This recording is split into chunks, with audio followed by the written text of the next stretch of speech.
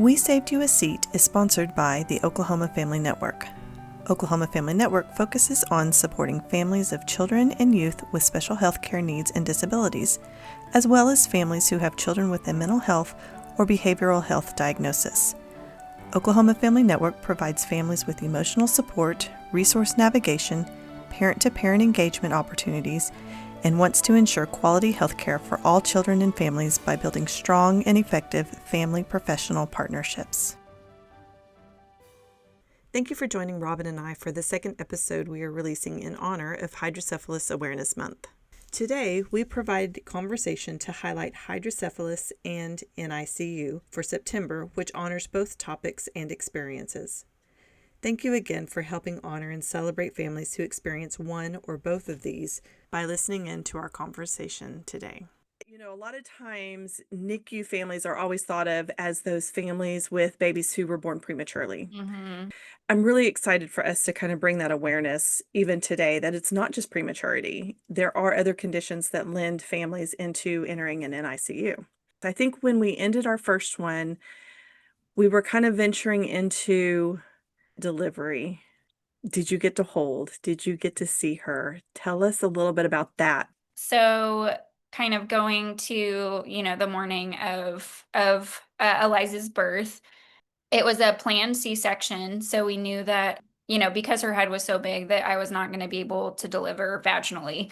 And so I had to deliver at OU Children's, because we knew that she was going to need pretty much immediate intervention from, the pediatric neurosurgery team. So there were two kind of options, but we didn't really know what the best option was going to be until she was born. So one is a shunt and the other is an ETV. And so that's it's a procedure that kind of makes a hole in one of the ventricles in the brain.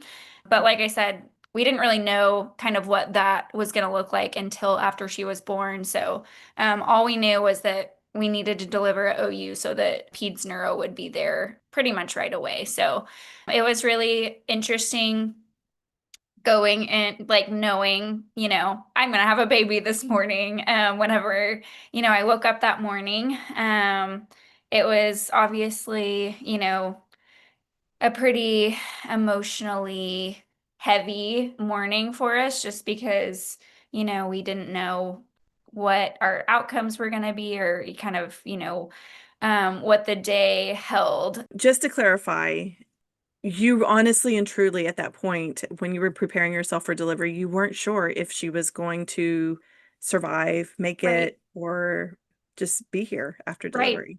Yeah, so we had kind of had the voices of several different providers at this point, and the best, most optimistic, thing we had heard was she might be fine, but the worst thing that we heard at this point was you may have some time with her, so and we're kind of in this like we don't really know who to believe, we don't know what to believe.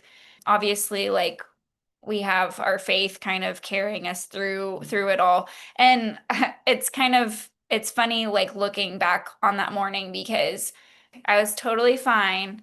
I mean, I wasn't, but like I was like holding it together. I was feeling calm. And they or you go in for a scheduled C-section and they like will monitor, baby's heart rate for a while. And honestly, like I don't remember everything else that they did. I think maybe I had an IV placed, but the rest of it is a blur except for and I could be wrong on the timing, but it seems in my mind it was about like 5-10 minutes before they were like wheeling me back to the OR.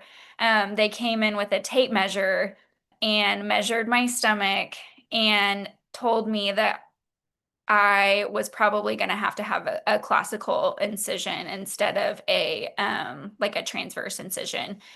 But it's interesting looking back on that now because that was what like made me start crying that morning. My stomach, is going to be permanently like changed by this. Like it's not something that, can be like hidden by like swimsuit bottoms. but also the fact that with classical incisions, with any future births, you have like a VBAC is not an option because the chance of uterine rupture is too high. So in that moment, well, and they told me they were like, you can, we can try to do the transverse incision first, but they were worried about with her head size and the position of her body. They were worried that it was going to cause respiratory issues, that she would get stuck for too long. That could cause, issues with her breathing. And so I had to make that decision kind of last minute, I guess. And it was like in that moment, I had to kind of decide, kind of make a game time decision of what my body is going to look like and what my future births are going to look like if I choose to have, more children. The health of Eliza was the most important thing, but it was a pretty big blow that morning to kind of already have had to sacrifice so much, with what I wanted the birth of my daughter to look like, and then kind of having that final blow. So that was not ideal. Yeah, we talk a lot about the birth plans and how giving moms permission to grieve that birth plan that they wanted. And so yeah, it as someone who experienced a very rushed C-section because of my daughter inside the NICU, Mm, uh, there's a lot of disappointment when hmm. you don't get things the way you think that they should be. So I guess you just went straight for the classical. Yeah, I could have like if they had tried the transverse, they would have also had to do the vertical incision. And so in the long run, I'm glad that I decided to do it that way just because I would have had two wounds basically, having to like get stitched up and healed. So yeah, so go back in the OR.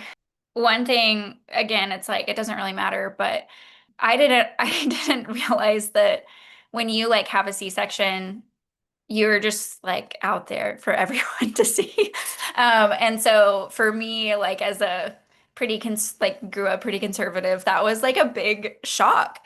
And I guess, like if you're gonna deliver naturally, like obviously there are people all up in your business. But I think I was because every time I've seen, a movie where like a C-section is portrayed, there's always like a sheet and, like a tiny hole where they make the incision. And that's just what I was expecting. And I didn't even know to like ask, would this be any different?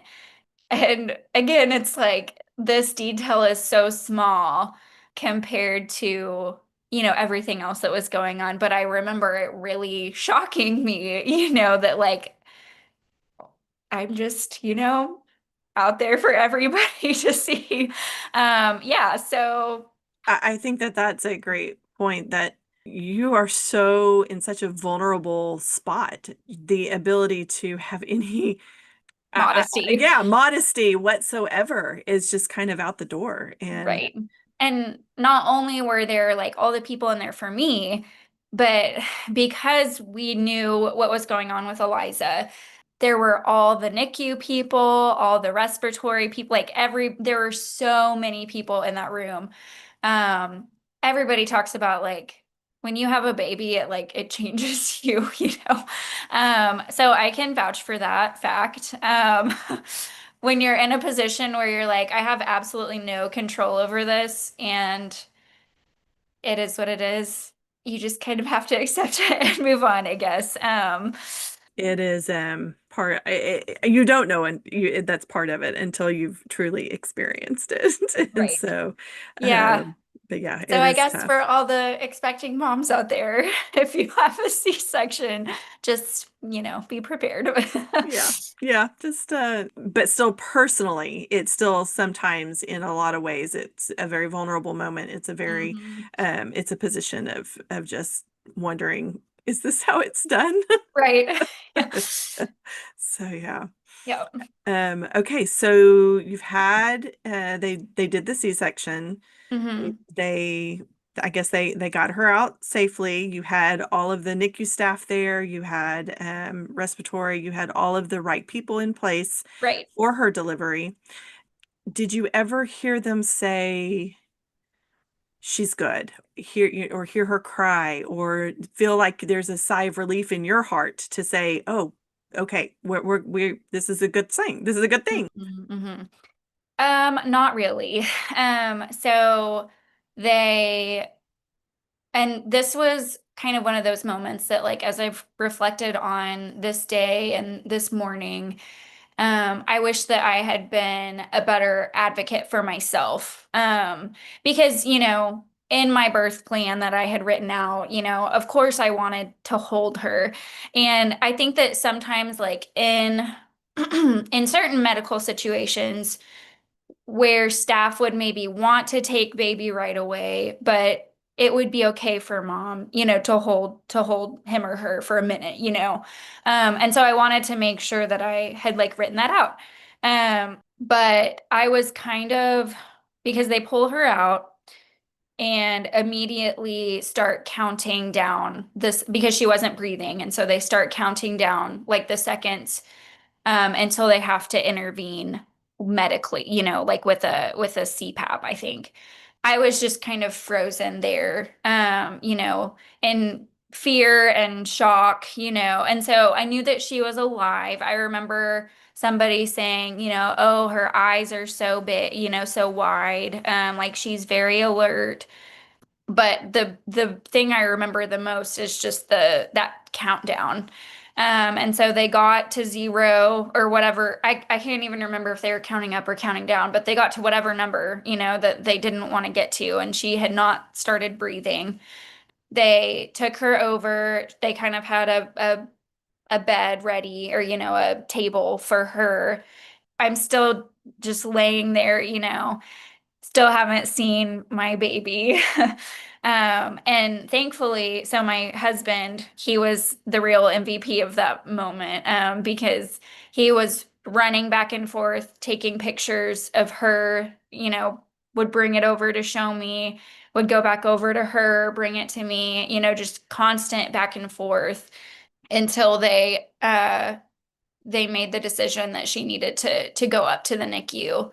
I don't know. I kind of think, like, what if I had, like, spoken up? Would they have let her stay there next to me for just 10 seconds, And they did kind of, like, wheel her by me so that I could at least put eyes on her, before they went out the door. But that was really hard, kind of hoping.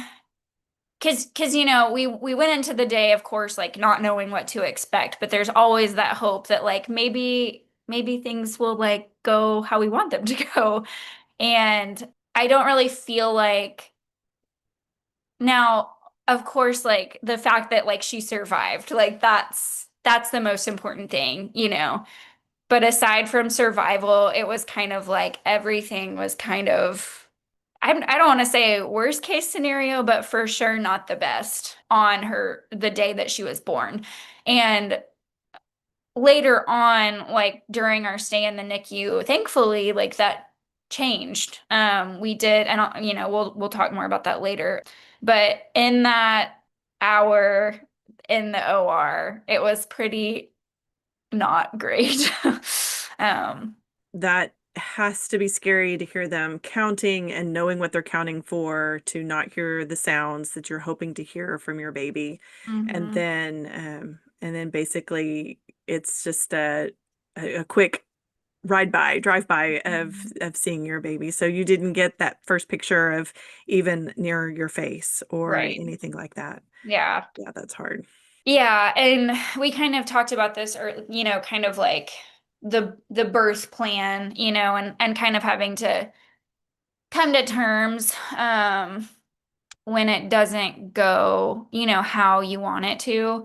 And that's something that I kind of have had to, like, process, and also give myself grace for feeling, like, upset and, like, sad and grieving those things that, like, didn't go how I wanted them to. And I think we've had some, like, survivor guilt, in some ways, in her birth and also just in her life and how things have kind of unfolded. But at the same time, we still have moments that's like it was not supposed to be this way, and allowing that joy, but also allowing it's okay to be sad that like birth didn't go how you wanted it to. And maybe that looks like getting an epidural, when that wasn't your plan. Maybe it looks like, I mean, what I went through with having to have, my baby resuscitated and taken away, there's a whole spectrum of things that can go wrong. Like I've had people say to me like, "Oh, it's nothing compared to like what you went through." And I want to put it out there that like it still matters, it's still valid and it's still okay to like grieve those things. Giving permission to everybody's heart, it looks different. And even if their heart isn't comparable to what you went through, Right. or the expectations that they had, they still sometimes have to walk through that grief Mhm. being. And I think that there's a balance. I've had, and not just like with my birth story, like sometimes with my birth story, but also just with, comparisons of different scenarios that we've found ourselves in this journey. But I found that like when somebody prefaces that comment with, okay, this is nowhere near as like hard or frustrating as like what you've been through, but I can relate in this way. That like does something to my brain where I'm like, no, that's totally valid. You're totally justified in like having those feelings. And I understand, like, I thank you for sharing that with me. Like, thank you for sharing that you can relate, and so I guess just like kind of sharing for people who are listening, looking for a way to like connect, to a family who's been through something, like a really, really difficult situation, whether it's medical or something else, balancing that perspective with connection, I think can be really, just really bonding and really healing, for people who have been through trauma. To me, like that communicates, hey, I can't personally empathize with what you're going through because I've never been through anything as hard as this, but I still want to share. I see you. And so I think that can be like really helpful. It's about the perspective, and it's about the Mhm. empathy, and it's about kind of removing yourself. So, okay, so she has now been wheeled away. They've taken her up to the NICU. I know that you basically are still recovering. I mean, you don't get to just get up and walk right after having a Right. C-section. So, do you remember kind of the timeline that it was that you experienced before you got to go back and see her? This part gets kind of fuzzy. So I think because I'm a redhead, my spinal block wore off before they finished stitching me back up. And so I could feel them, and it wasn't super painful at the time, but I could definitely feel like I could feel them doing like my stitches. And I was like, hey, I don't think this is supposed to happen. And so they gave me, I don't know what they gave me, but it made me really like drowsy and lethargic and honest, like really nauseous. Like I ended up throwing up, I think, a couple times. Getting stitched, just the process of getting stitched back up was really long and unpleasant.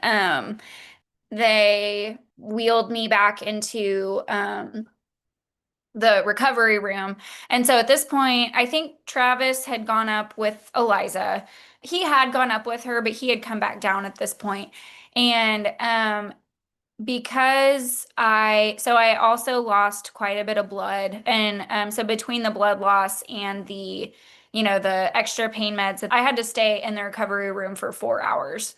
I do remember that part. And they had to, I don't know if they do this with every birth or with all C-sections, but they'll come around every so often.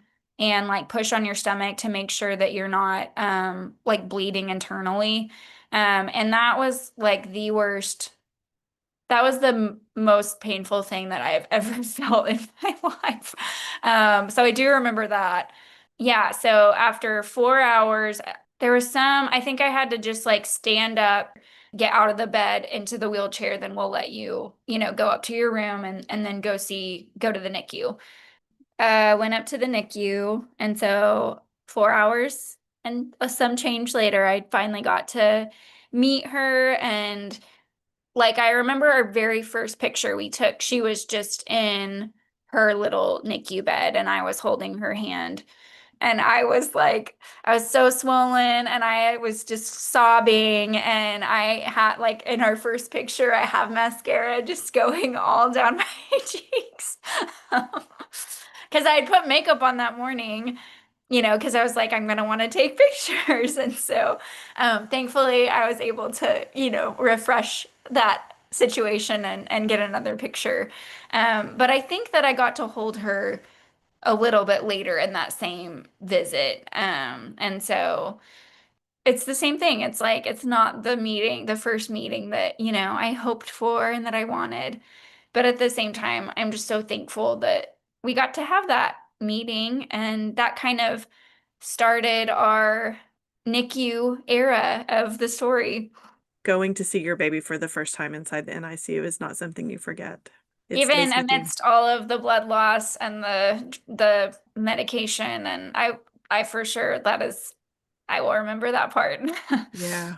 So you got to hold, which is incredible. Sometimes families don't even really get to hold. Mhm. So tell us few of her stats, like how big was she? Okay. And So she was almost 10 pounds. So she was 9 pounds, 8 ounces.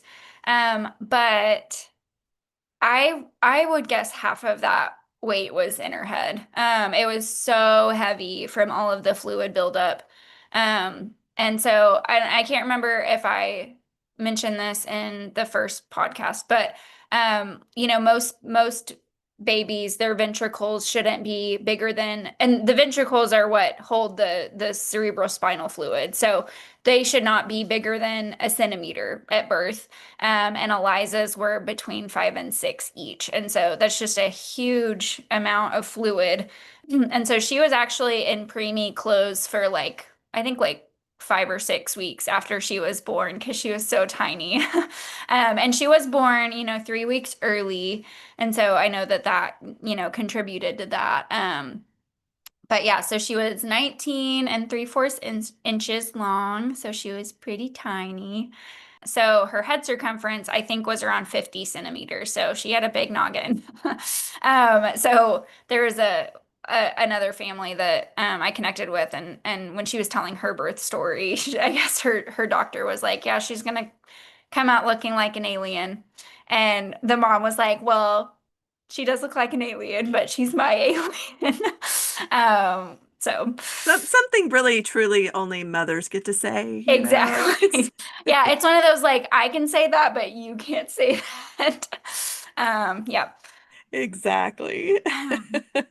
Wow. So she was super tiny. If she was in preemie clothes, then she was a tiny, tiny Yeah. little thing. She Just was a lot itty of the bitty. weight was in her head at that point. Okay, so you kind of at the very beginning introduced a shunt versus the ETV. Hmm. I'm assuming inside the NICU they did all the evaluations, and then at some point during your stay, they did a surgery for one or those. Yeah. Yeah. So that part is a is a whirlwind. Just recently I was like looking through for something unrelated. I was looking through all of her test results on her profile on OU's server. And I was looking, I just out of kind of curiosity and just, wasting time, like scrolled all the way back to the beginning. And it was like, they did so many things with her when she was born, like, CT scan, MRI. I think there was an ultrasound, like a couple ultrasounds in there, just to kind of get as detailed as of a picture of kind of what they were dealing with before they actually did the surgery. And so yeah, so the two main treatments for hydrocephalus are a shunt, which is like there's a metal kind of device that kind of sits top side of her head, and then it's connected to a silicone catheter that is in her ventricle, and it runs down the side of her neck into her abdomen. And so that's one treatment. The other is the ETV, which just kind of it's the purpose of that is you make a place for the fluid to drain naturally without putting, a foreign object into the body. But because of the kind of anatomy of her brain specifically, she was not a good candidate for the ETV.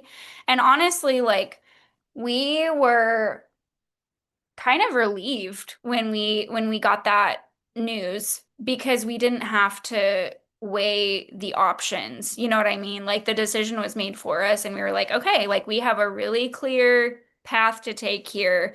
Because ETVs a lot of times like it's ideal in the sense that there isn't a foreign object.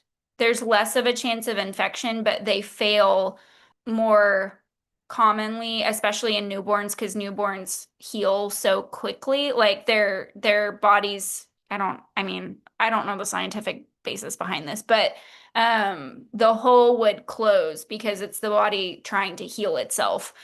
And so we were, nervous about, well, what if we make the wrong decision? What if we do an ETV and it fails and she'll have to have another surgery, and obviously we would like to avoid surgeries if possible. And so it was a big blessing that that decision was kind of made for us. So her shunt surgery was when she was 2 days old. I think I slept through it. Like that sounds so bad, but I was also recovering and exhausted. And so it was kind of a whirlwind, honestly. Yes. I mean, you're still recovering in the hospital yourself, and then you get news that she's going back for surgery. They're going to go ahead and do the shunt surgery. Then, I mean, goodness, I'm kind of just sitting here thinking that here you are in your own mode of recovery, trying to just absorb all of this mothering that you're not getting to do, Right. and which is tied. There's so much grief tied to that. I mean, it's just the NICU is full of things that feel stripped from you as a mother. Yeah. But as you've kind of just processed this surgery, did the surgery go well? Did they communicate well with you guys? hmm Did they let you hang out in her NICU room? What did that look like? I don't remember since I slept through quite a bit of it. But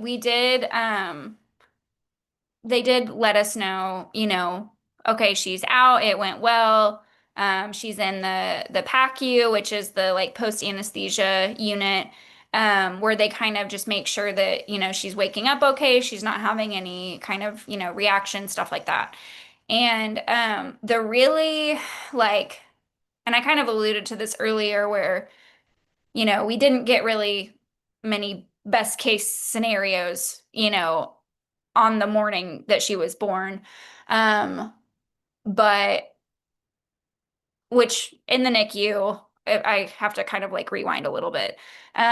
There's all of these things that babies have to check off before they can get discharged. So, one is eating by mouth, maintaining temperature, and breathing room air is what they call it. So, not having any assistance like with a ventilator or even like the oxygen tube that like goes in their noses.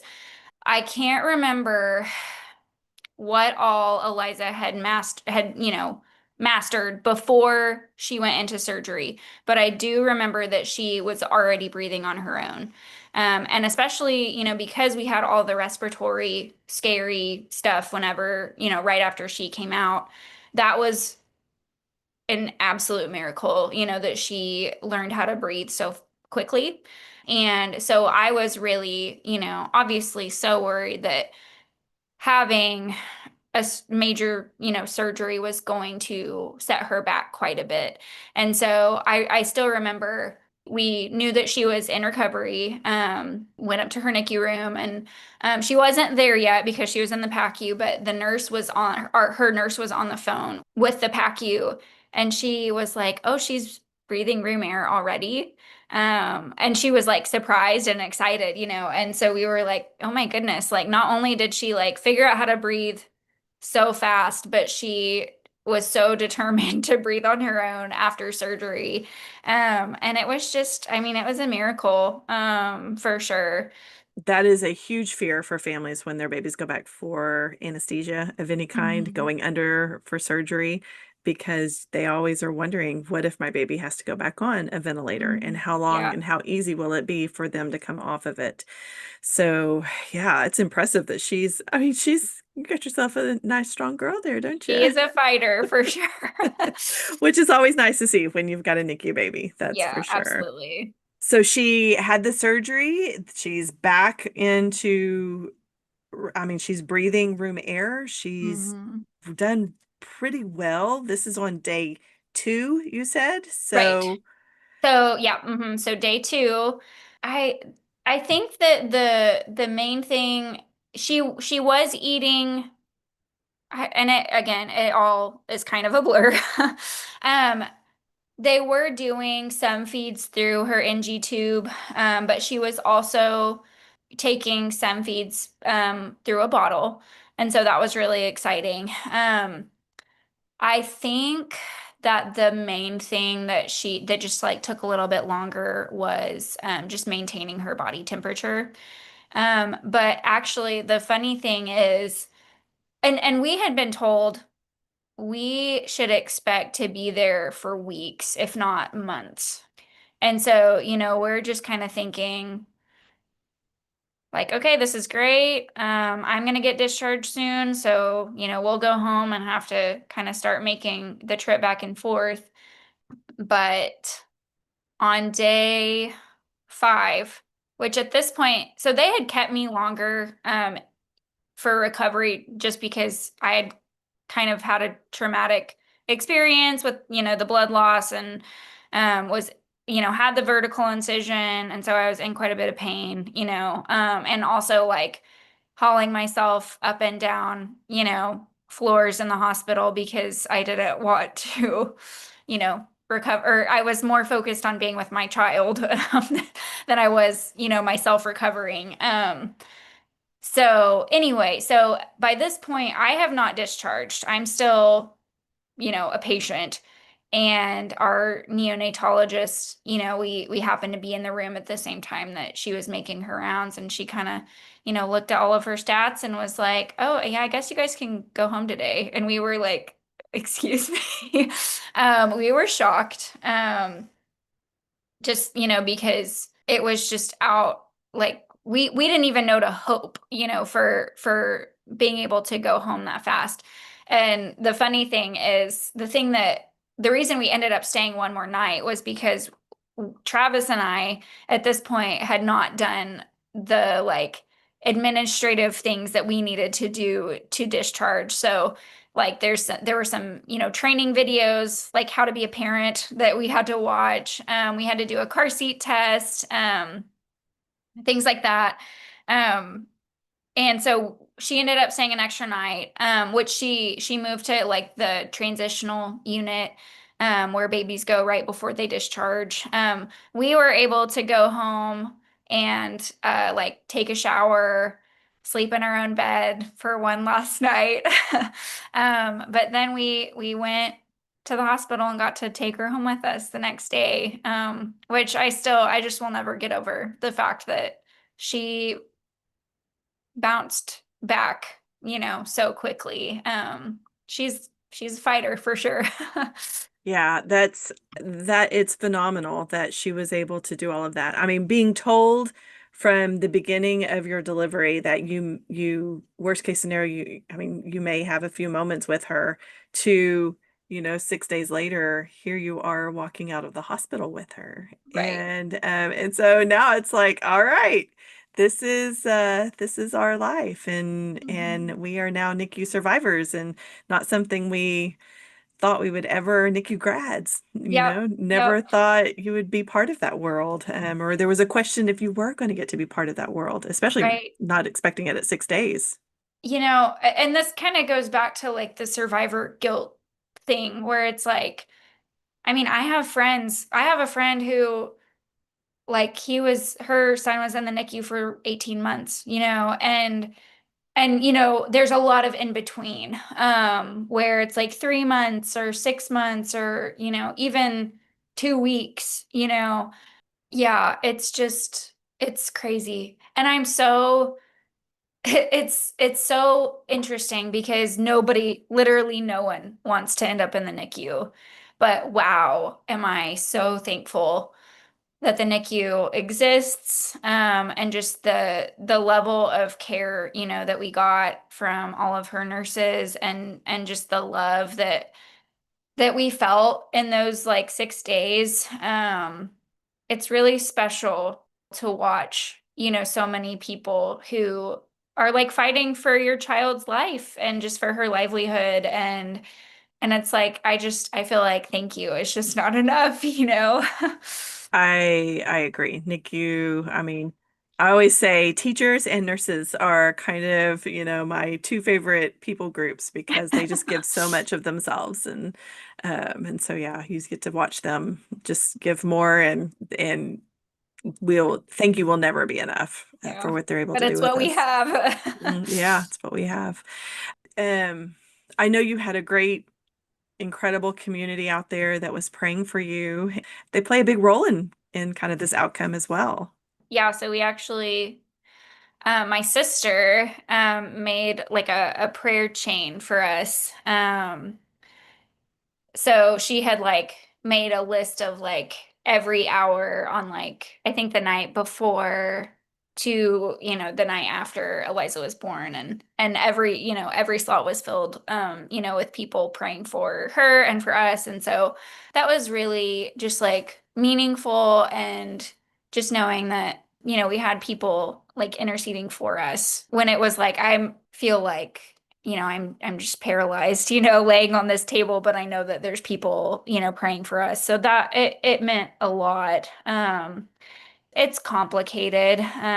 Just kind of like looking back on, the day and kind of what we prayed for, even before she was born, because we heard all these stories, you know, um, it's kind of like people feel like they have to share when you give bad news, people want to like make it better, and they want to make things okay. They want to fix things. And I'm one of those people as well. Like um it's hard to like sit in the uncomfortableness of an unanswered prayer, I guess, if that makes sense. And so, we had heard all of these, stories about babies who had been diagnosed with terrible things, in utero. And then, once they're born, there's absolutely nothing wrong. And, everything's perfect and wonderful. And it was a process, even just like on that first meeting with her, kind of coming to terms with, okay, we prayed for healing, we prayed for a miracle, and we didn't get it, you know? And I think that it's moments like those that kind of like are gonna make or break your faith, if that makes sense. I like looking back on it, and I mentioned before, like, that's not how I wanted our first meeting, to be. But at the same time, I think I have the hindsight now, and we'll touch on this, as we continue our conversation, but instead of one big miracle, we are getting to witness a million tiny miracles, in her life, as she continues to grow and just kind of shock and awe, everybody she meets. And I won't spoil everything, but that doesn't look like miraculous healing and her condition is gone. Like she still has hydrocephalus. She still has a lot of stuff, going on. She's still a medically complex child. But all of that to say, it's really hard, when your prayers don't get answered the way that you want or expect. But at the same time, there's like hope that there's something just as good, just waiting around the corner. And hydrocephalus is a part of who she is. And who she is perfect.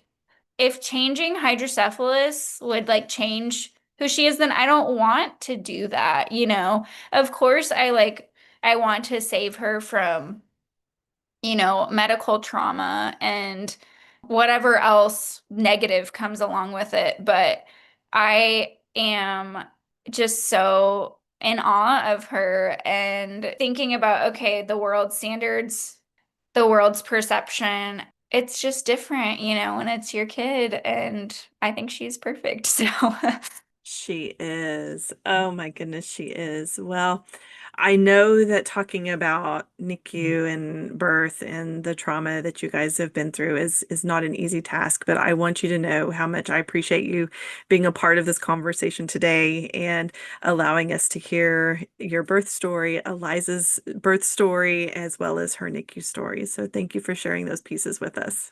Well, thank you for letting me. It was therapeutic. I enjoy, getting to share our story, and I hope it is encouraging and that, listeners can find some solidarity in there. So, thank you for listening to this episode of We Saved You a Seat. Oklahoma Family Network promotes family-centered care and provides tools so families can make informed decisions, advocate for improved services, build connections among families, and serve as a trusted resource in health care of children and young adults. If you would like to become a supporting family or get in touch with another family, please contact Oklahoma Family Network at oklahomafamilynetwork.org or by calling 405-271-5072.